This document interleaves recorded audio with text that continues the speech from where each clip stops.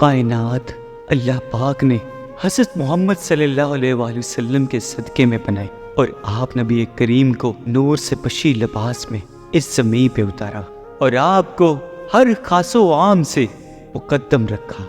تاریخ گواہ ہے کہ آپ نبی کریم صلی اللہ علیہ وآلہ وسلم کی شخصیت معجزات کا ایک سمندر ہے۔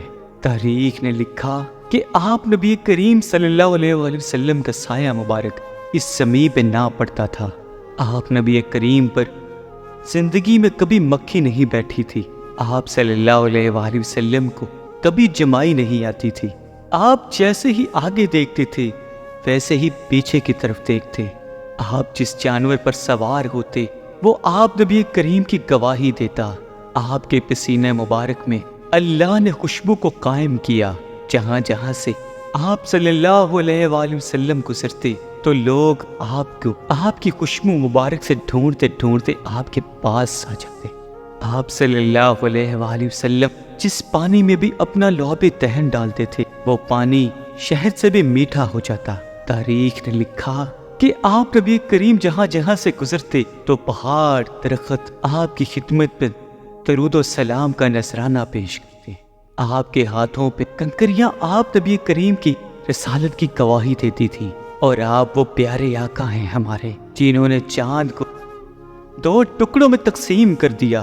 آپ کسی نابینا کی آنکھوں پہ اپنا ہاتھ مبارک رکھتے تو اللہ آپ کے دستے مبارک کی برکت سے اس نابینا کو نظر کی قوت عطا فرما دیتا۔